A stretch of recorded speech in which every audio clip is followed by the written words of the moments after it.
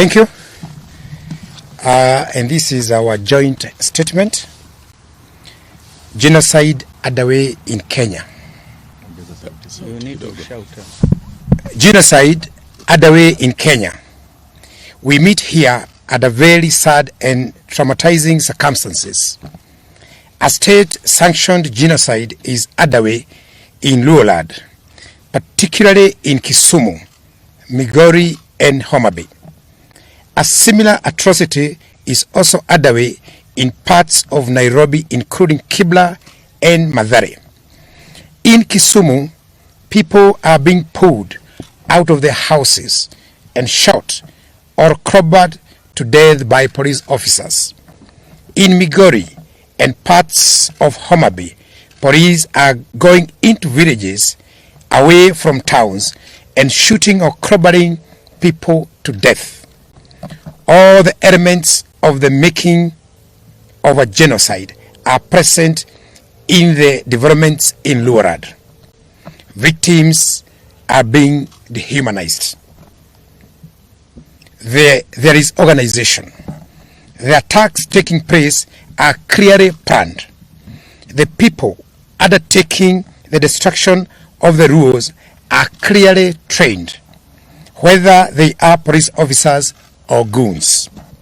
They are under a command structure and they are well resourced with arms they need. There is stigmatization and polarization accompanied by propaganda that the community is behind the nationwide protests. There is preparation, with perpetrators knowing when to attack, which area, and they are using what appears to be the adopted slogan of dealing with Luo once and for all. Very similar to Hitler's so-called final solution. The attackers are working hard to create fear in the community by parading armies, equipment, and weapons. Victims are identified because of their ethnicity. They are segregated into ghettos. They are being starved and their property destroyed or scattered away.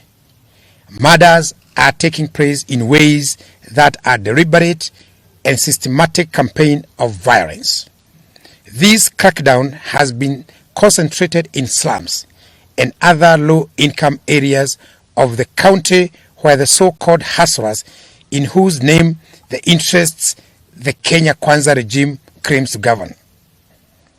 We condemn the unacceptable and illegal massacre of the Luo community, whose only crime is to participate alongside other Kenyans in protests against Kenya Kwanza policies. We condemn and demand an immediate end to the traumatization and profiling of the Luo community, particularly the children who are being made to pay a price they do not understand. The genocide underway in Luos is not accidental. It is coordinated and premeditated. It is being coordinated by political and government leaders, both from the community and outside. But it is not just in Nyanza. In Mathare and Kibra in Nairobi, citizens were traumatized and tear gas canisters locked in their houses. A father who confronted police for hurling tear gas into his house, causing his child to faint, was manhandled and bundled into the police lorry like a criminal. His whereabouts remain unknown. Several people were shot dead at Cross Ridge by non-uniformed and uniformed police in Nairobi, Nakuru, Mlolongo, and Makueni by police mainly in plain clothes, shot and killed citizens, a majority of whom were going about their daily business, and others lied at their places of work. Similar executions have occurred in Kisii, Busia, and Kericho, and elsewhere in Kenya, all in the name of stopping citizens to exercise their constitutional right to hold peaceful demonstrations. Much as Ruto tries to depict Azimio demonstrators as violent, it is evidently clear that our demonstrations are peaceful. And it is the police who import violence and use of excessive force into them. We remind all that whenever Azimio hold rallies and or demonstrations without police interference, they end peacefully without violence or distractions. The decision by police command to force to end peacefully without violence or distractions. The decision by police command to force access to homes is sharply and unnecessarily escalating tensions and costing lives. Inspector General of Police, Mr. Japhet Koome, and CS Interior, Professor Kithure Kindiki, must immediately withdraw police officers from people's homes and residential areas, especially now that there are no demonstrations. The developments in Nyanza take place against other equally worrying actions by the state. Both police and hired goons are trailing, arresting, and shooting people from vehicles with foreign number plates. In the 3-day demonstrations that ended last Friday, that was yesterday, South Sudan and Tanzania number plates were visibly deployed. This creates unnecessary tension and conflict between our country and these federal countries and our people against the people of Tanzania and Southern Sudan. As police battle our people on the streets, they have also taken over the corridors of justice in our courts. We saw police attacking families of people seeking justice in court. We saw Honorable Babu Owino being abducted and ferried away from court corridors after being released on bail. We saw the media being attacked and chased from court corridors as they did their job of informing the world of developments in the country.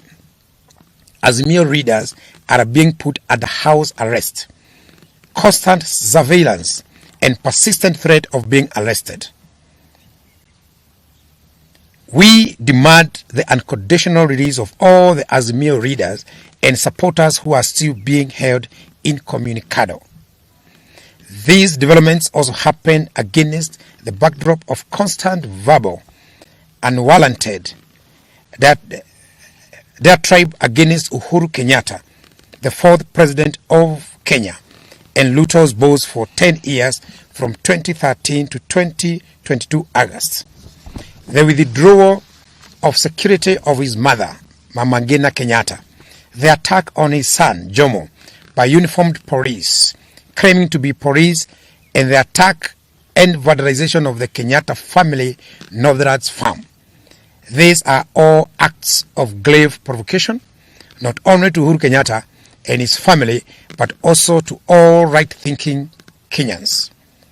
Clearly, Ruto has for all intent and purposes suspended the Constitution of Kenya and is following his whims.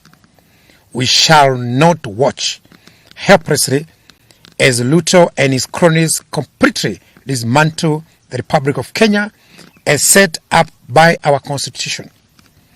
We shall not surrender our rights, including the right to life, dignity, and the right to peaceful protest. We shall not surrender our voices or agency. We shall fight for our rights as we have fought for them before, and as our fathers fought for them before last. We call on all right-thinking members of society to rise up and be heard. Let us all say enough is enough. William Ruto and his illegitimate regime must listen to Kenyans. All these actions by police undermine the rule of law and the Constitution. These actions point to the emergencies of a police state in Kenya. However, These actions that have left scores of Kenyans dead have earned police praise from William Ruto. We wish to make it clear that our people will not surrender or be cowed. We further make it clear that we will pursue no engagements with Kenya Kwanza whatsoever until these hostilities and their perpetrators are apprehended. We remain determined to right the wrongs being inflicted on our people, including state-induced high cost of living. Our peaceful countrywide demonstrations will continue next Wednesday. We are serving notice to all the OCSs across the country for the Wednesday peaceful demonstrations. In the meantime, the signature collection, which now starts at 8 million, continues. Thank you very much. Asante sana.